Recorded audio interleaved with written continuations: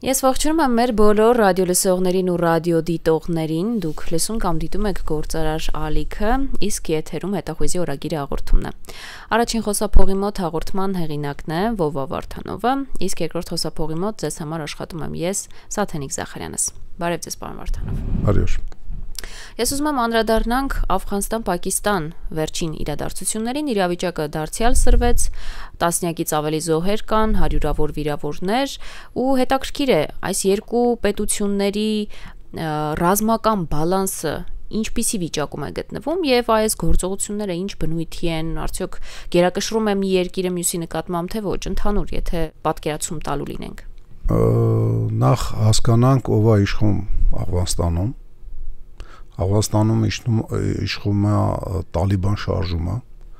որը ծնվել է Պակիստանի տարածության մեջ։ Ինքը ուրեմն Աֆղանստանը 78 թվականին հեղափոխություն եղավ, սոցիալիստական։ Մի քանի սոցիալիստներ իրար փոխեցին, իսկ 79-ի վերջ դեկտեմբերին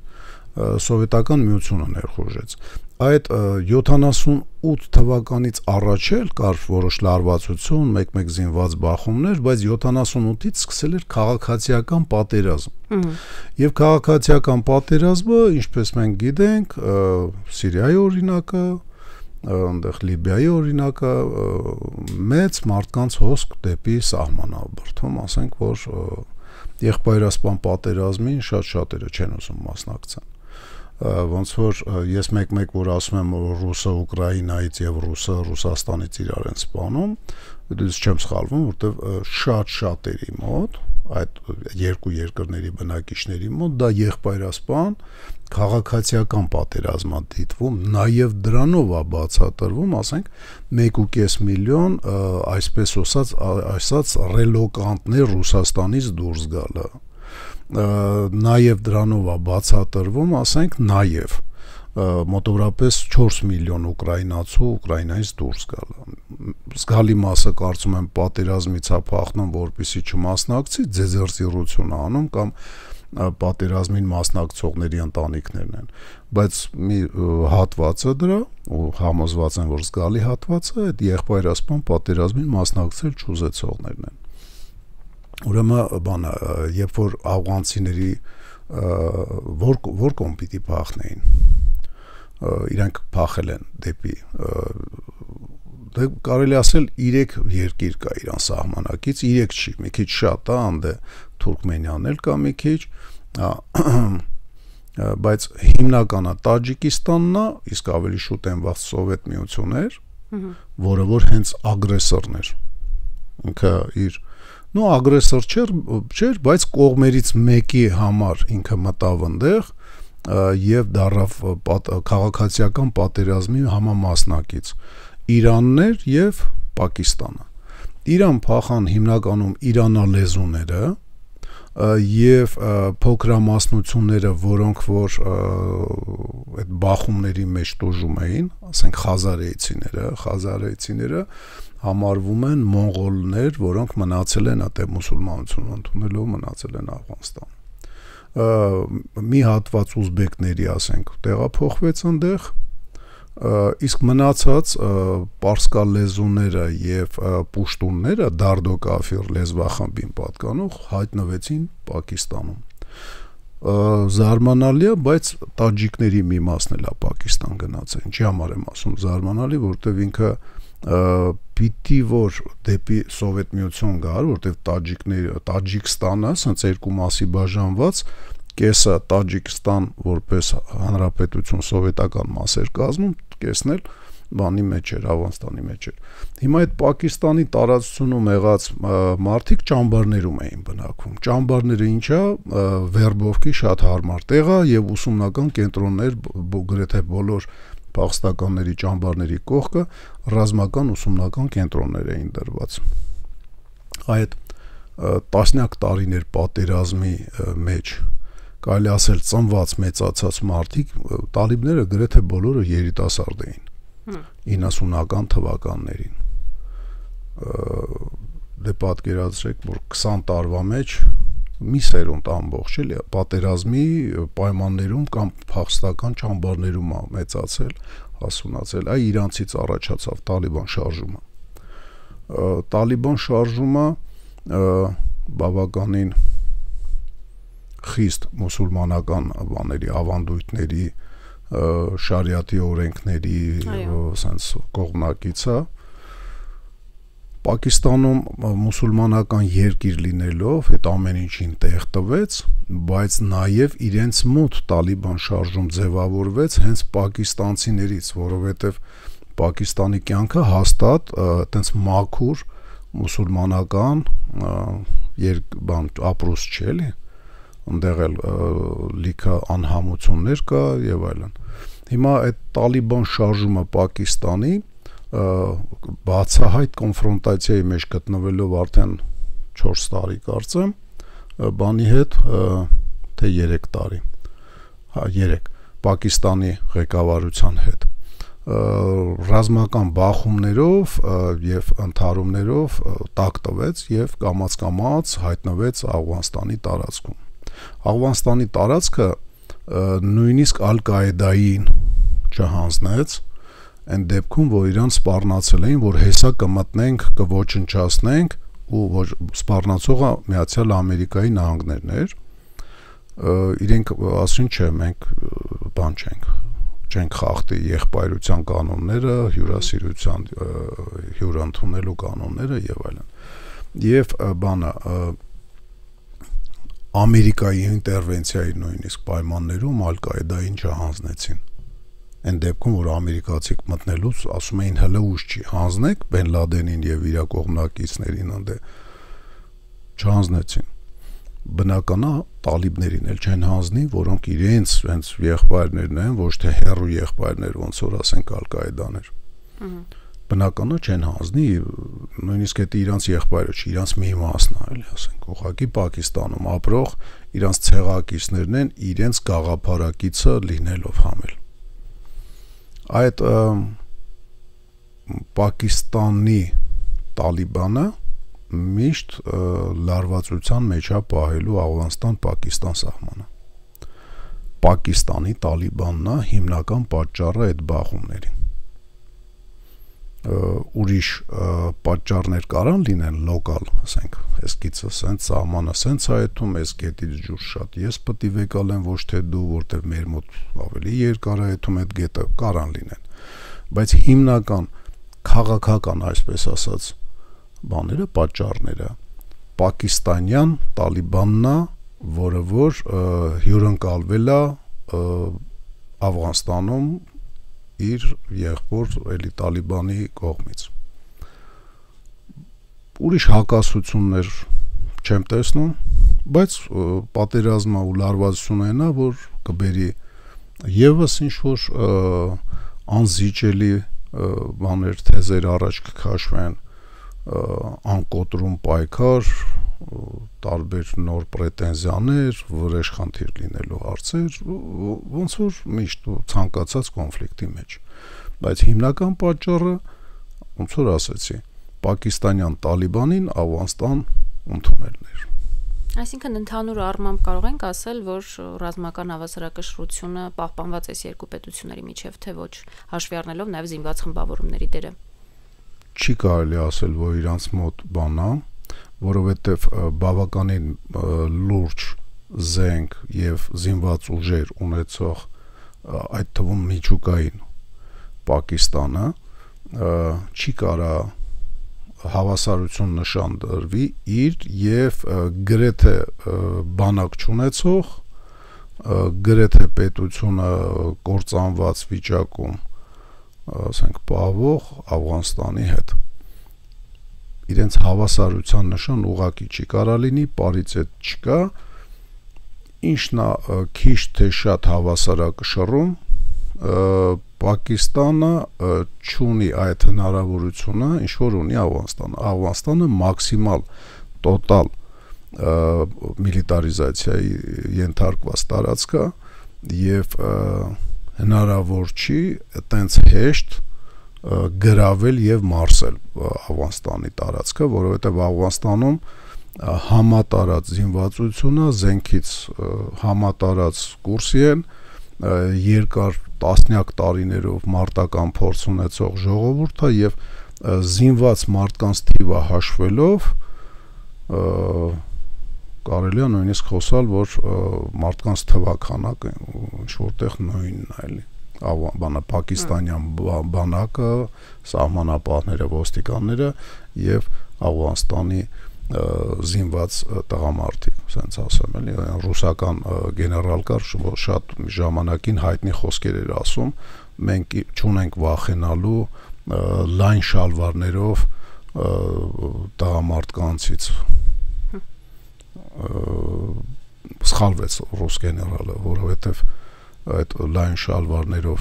տղամարդիկ չհաղթեցին սովետական բանակը, բայց չպարտվեցին, ոչ միտեղ չպարտվեցին եւ Աֆղանստանը ինքը այն երկրներից է, որ ազգ բանակը,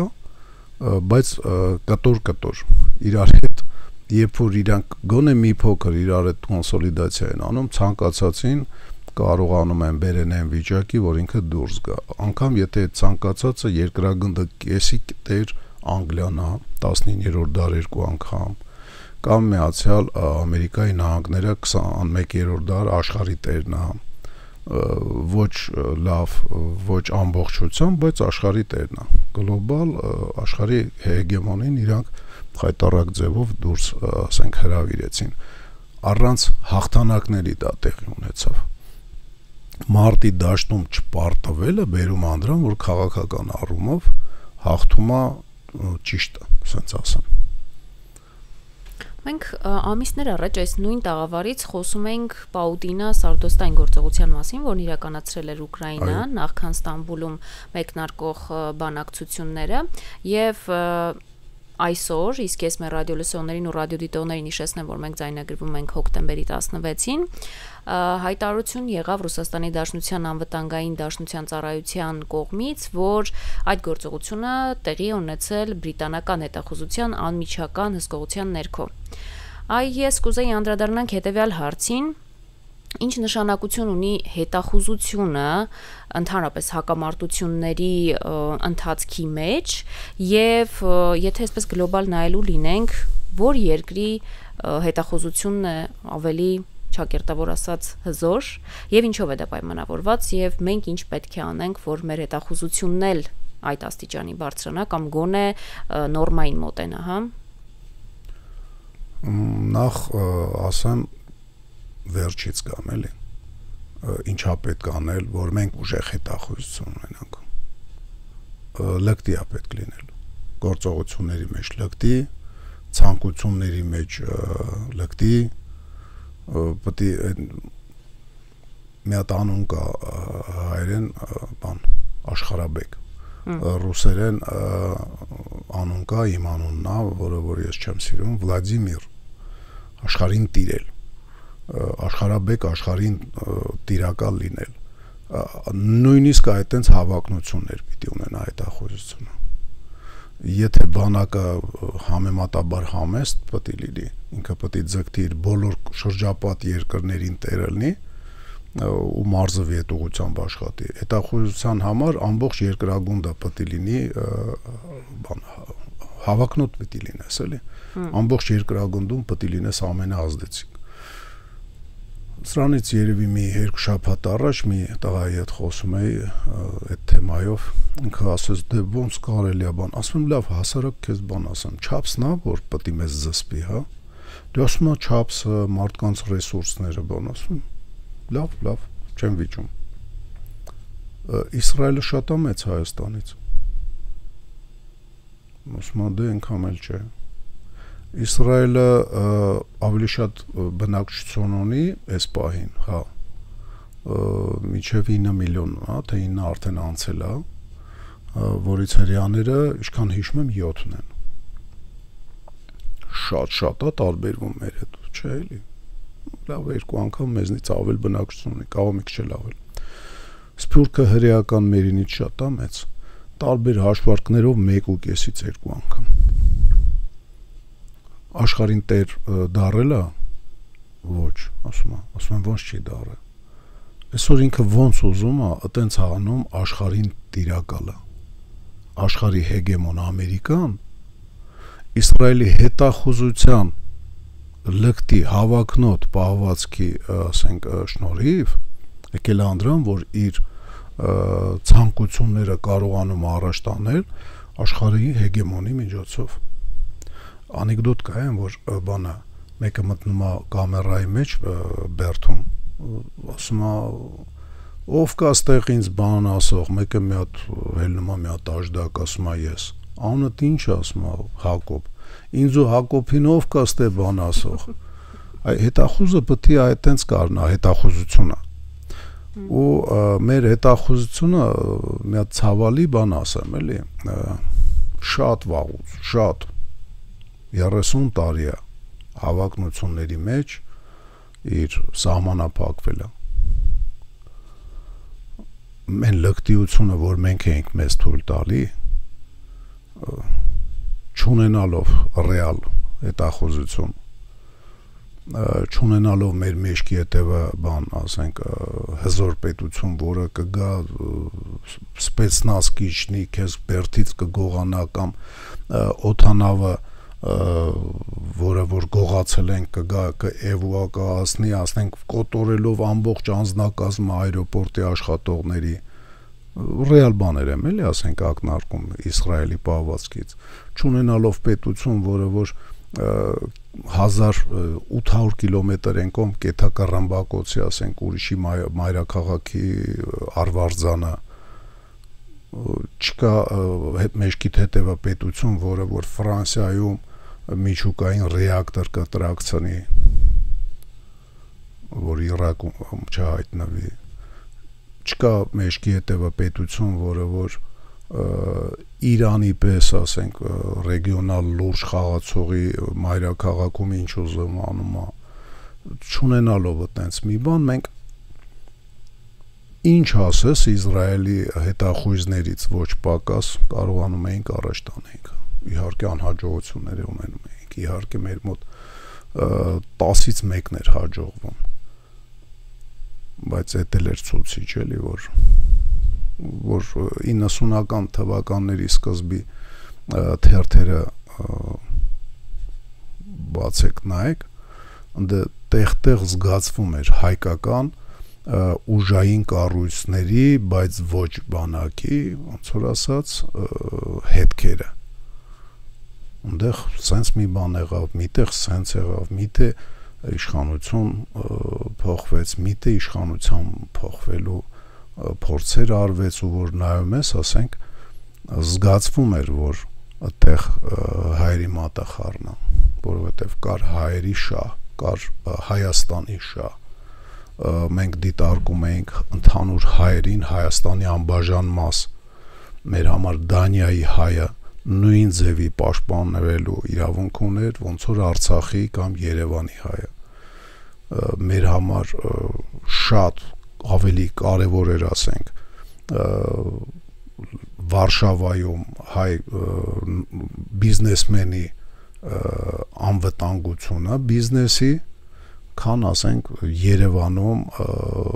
բոլոր ալիգարխների բիզնեսների անվտանգությունը, որովհետև այդ ամեն ինչը հայկական ունեցվածք է, կապ չունի, որ ինքը ձևավորվել է դուրսը,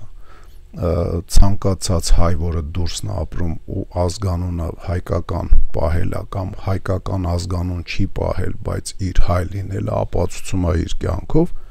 ինքը Հայաստանի Հանրապետության անբաժան մաս է, Հայաստանի կաթողիկոս չի, ամենայն հայոց կաթողիկոսը, Հայաստանի Հանրապետություն անվանումը, սխալ անվանումը, ինքը ունի իր կողքը կարճ, այն որ էթում է Հայաստանի Հանրապետություն, կարճ, ինչ, Հայաստան, Հայաստանը դա ծովից ծով Հայաստանն է, Հայաստանը դա բոլոր հայերն են, Հայաստանի Հանրապետությունը մի քիչ ուրիշ է, անձնագիր ունեցողներ, այս սահմանափակ տարածք, Հայաստան, էդի վարչապետի այդ խոսքի հետ միջև հիմա համաձայն եմ, որ Արցախը Հայաստանը եւ վերջ։ Դա տենց է։ Կապ չունի, որ հիմա ինքը համաձայն չէ այդ խոսքի հետ։ Հիմա ինքը փոխել է իր կարծիքը։ Այ հետախուզությունը պետք է իմ նման, ոնց որ ես ներկայացրեցի, ոչ թե իմ նման մտածի, այլ ոնց որ ես ներկայացրեցի, այդ տենց պիտի լինի։ Եթե այդտենց չի, ընդհանրապես ինքը սպասարկելու է այսօրվա շահերը։ Իսկ հետախուզությունը այսօրվա շահերը սպասարկող դա գնդային պալկավոր ռազմետկեն է։ Հայաստանի Հանրապետության ռազմետկեն կամ անվտանգությունը, երբ որ լավ, դաժե չեմ ուզում ասեմ էլ ինչով ազբաղվում։ Ցանկություն չկա, որովհետև իմ կարծիքով այդտեղ ծառայողները պետք է իրանց ստորացված զգան էլի, որովհետև այդ իրանք նյոժելի մտել են այդ կառույցների մեջ դրա համար, որ անեն այն ինչ որ հիմա անում են։ Կարող է իրանք մտել են դրա համար, որ երկրագունդը դարձնեն Հայաստան։ Այդ հետախուզությունը տենց պետք է լինի։ Իսկ Բրիտանիայի, Իսրայելի մասով ինչ կասեք, իրենց հետախուզությունը այսպես։ Անգլիական հետախուզությունը փոքր կղզի Հայաստանից մի քիչ մեծ ուներ լկտի ցանկություններ եւ դարերի ընթացքում եկավ դրան, որ այդ իր ցանկությունները կատարվեցին մոտավորապես 19-րդ դարի մեջտեղ երկրագնդի կեսը իրանցով էին արել եւ առ այսօր պահպանում են ազդեցությունը բոլոր նախկին Անգլիա հպատակ հողերում եւ կամած իրենց ազդեցությունը հետախուզության շնորհիվ հատուկ ծառայությունների շնորհիվ իրենց ազդեցությունը ուժեղացնում են, փաստացի Անգլիան մեծացնում են։ Նախկին Սովետ միության, ասենք, երկրների կեսը կարելի ասել այսօր Անգլիայի ազդեցության տակ են։ Ամբողջությամբ չէ, բայց բավարար, ինչքան պետք է այդքան։ Հարավային Կովկասի երկրներից մեկը ամբողջությամբ իրանց տակ էր, հիմա մի քիչ ուժեղացել է, իրան թվում է ամբողջությամբ չի, բայց էլի ամբողջությամբ է։ Այս երկուսն էլ ասենք գնալով ավելի են նմանանում։ Հետախուզություն եւ գաղտնի գործակալությունների բանը չի նշանակում, որ ամբողջությամբ սենց բանը էմբլեմաները թևերի փոխվեց, դրոշները փոխվեց, սաղ ոստիկանները սկսում են ուրիշ լեզվով խոսալ, դրա մասին չի խոսք։ Այլ մետրոպոլիայի իր հայրենիքի շահերը սպասարկվում է, այդտեղ նորմալ է տեղի ունենում եւ ոչ մի բան իրան չի խոչընդոտում, եթե խոչընդոտում է, հարցերը լուծվում է։ Ոնց որ Իրանի վարչապետներից մեկը 50-ականների վերջ Մոսադիկը անգլիական նավթի կամպանիաներին կպավ եւ իշտեղի ունեցավ, իրան հանեցին։ Այն դեպքում, որ ժողովրդականություն էր վայելում մի ուրիշ ձևի բանը Մոհամեդ Ռզան չէ Ռզան էր կարծեմ, կարևոր չի, Իրանի շահը սիրահարված էր իր վրա, որտեղ տնտեսությունը սկսեց աճել ու զգալի ձևերով Մոսադիկի ժանը հանեցին, որտեղ անգլիական շահերին կպավ ու հանեցին ոչ թե դեսանտ գալով, հիշնելով, ես իմ ձերբակալելով, չէ, ուղղակի ինչ-որ ձևով հանվեց։ Այ ոնց որ ինչ-որ ձևով, ասենք, բանը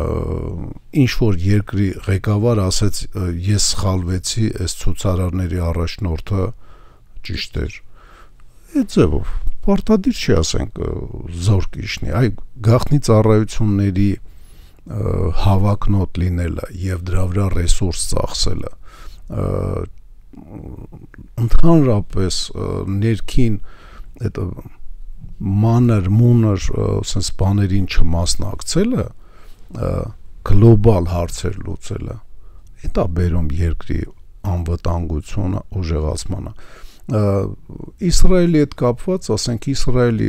գաղտնի ծառայությունները Անգլիայից շատ բան են սովորել ընդհանրապես երբ որ երկիրը ինչ որ երկրից անկախանում է իսկ պետք չի մոռանալ որ 20 տարուց ավել Իսրայելը այդ տարածքը Պաղեստինը Անգլիայի հպատակ է եղել մանդատային տարածք է եղել մանդատն էլ տրված է եղել Անգլիային առաջի համաշխարհայինից հետո Թուրքիայից խլել էին ընթացքում ավելի շուտ եւ Իսրայելի եւ Երուսաղեմի գրավման մեջ անգլիական զորքերի մեջ ծերախաղացե իմիջիալոց հայկական լեգիոնը ուրեմն այդ մեր ազգային անվտանգությունը sense տնեց լիքը աննկատ թելերով կապված է Լուբյանկայի հետ, Ռուսաստանի գաղտնի ծառայությունների հետ։ Նույնիսկ եթե ամբողջությամբ կդրես այդ ամբողջ թելերը, մնալու են կադրեր, որոնք այնտեղ սովորել են։ Մնալու են կադրեր, ովքեր որ, ասենք, Ձերժինսկի բյուստը, եթե գրապահարանի երևացող տեղ չեն պահում, թաքուն տեղ են պահում, հասկանալի է, որ Ձերժինսկին մաքրամաքուր մարդ էր, իրականում մաքրամաքուր, ուրիշ բան, որ ինքը այն շահերն էր սպասարկում, որը մեզ դուր չի գալի այսօրով էլ, անցած տարի էլ, 20 տարի առաջ էլ, 30 տարի առաջ էլ, բայց ինքը մաքրամաքուր մարդ էր, ի տարբերություն Լենինին, ասենք իր բանը Լենինին շատ են բանանում, չէ, որ միակ ոսկե իրը որ ուներ, դա բանը իրա բանը մեդալներ, բանի գիմնազիայում ստացած ոսկի մեդալը, այնքան էլ է տենց չի, բայց ինքը կակ մինիմում կայֆեր կայցերին ու կաֆե ռեստորաններին, ասենք, բան չէր անում, էլի չէր ասում։ Լավ էլ կայֆավատներ էր անում, Ձերժինսկին երբեք իրան այտենց թույլ չի տվել, երբեք։ Ձերժինսկի ընտանիքը հաճախ ավելի կոշտ վերաբերմունքի արժանացել Ձերժինսկու կողմից, դե այտենց մարդու կերպարը բնական է, ասենք, մնալու է երկար ժամանակ այն երկրների գաղտնի ծառայություններում, որոնք սենց տենենց կապված են եղել Լուբյանկայի, Կրեմլի, Ռուսաստանի հետ։ Նույնը մեր մոտ, ասենք, այդ կապերը համոզված եմ դեռ կա։ Ես երբ որ նման բան եմ ասում, ինձ կարող է գնահատեն, որ ռուսամոլ, չռուսամոլ, գիտեք ինչ, սևին պետք է սև ասես, սպիտակին սպիտակ։ Նացիստական, ասենք, ռեժիմը 30-ական թվականներին էլի ունեցել է իր մեջ մաքրամաքուր մարդիկ։ Մաքրամաքուր որպես մարդ։ Բայց սպասարկել են մարդակեր ռեժիմ, որոնք երևի համարել են, որ դա կդզվի, երբ որ իրանց ռազմական խնդիրները լուծեն, կդզվի, սաղ կգա դառնա ոնց որ կարգն է, մաքրամաքուր գերմանացու համար եմ ասում, որտեվ ամենամաքրամաքուր նացիստն էլ, ասենք, որ իրան թույլ չէր տա ստորություն, ես իմիջ երազում էր, չէ, այլ աշխատում էր դրա վրա, որ միջև ուռալ սա Գերմանիալն էր, ունդ է ուրիշ ազգ, եթե ծառայեր, մենակ որպես ստրուկ։ Так что գերմանացուն էլ չեմ արդարացնում, բայց սևը պետք է ասես սև, սպիտակը սպիտակ էլ։ Հիմա մեր գաղտնի ծառայությունների մասով, որ ես ասեցի, էլի դրան կարճ անդրադառնամ, մեր գաղտնի ծառայությունների աշխատանքը, գիտեք ոնց է երևում հետախուզություն, sense մի հատ պարադոքս գոյություն ունի։ Ասում է, երբ է հետախուզությունը լավ աշխատում, ասում է, երբ որ հետախուզական ագենտները բռնվում են։ Դա ինչ է նշանակում։ Դա նշանակում է, որ հակառակորդ երկրում, եթե քո հետախույզը բռնվում է, 1-ը, 2-ը, 3-ը, ուրեմն 20-ը, 25-ը, 27-ը չեն բռնվում։ Հետո 3 բռնվում է, չեն բռնվում 15-ը, բայց ավելի փորձառու, ավելի որակով են դառնում։ Կարճ ասած, եթե քո հետախույզները տասնյակ տարիներով չեն բռնվել, այն ադնակլասնիկի վերբովկա եղածների հետ չեմ էլի, ասենք այն, որ համ մեր մոտ, համ թուրքերի մոտ, ասենք, բռնվել են, բանային խնդալու է։ Դա նշանակում է քո հետախուզությունը կամ քո գաղտնի ծառայությունները այնքան էլ լավ չեն աշխատում, այնքան էլ հավակնոտ չեն, ասենց ասեմ։ Շատ շնորհակալ եմ, պարոն Վարդանով, զրույցի եւ վերլուծության համար։ Մեր ռադիոլսողներին ու ռադիոդիտողներին էլ հիշեցնեմ, որ եթերում հետախույզի օրագիր հաղորդումներ, իսկ մենք կհանդիպենք հաջորդ ուրբաթ։ Տեսություն։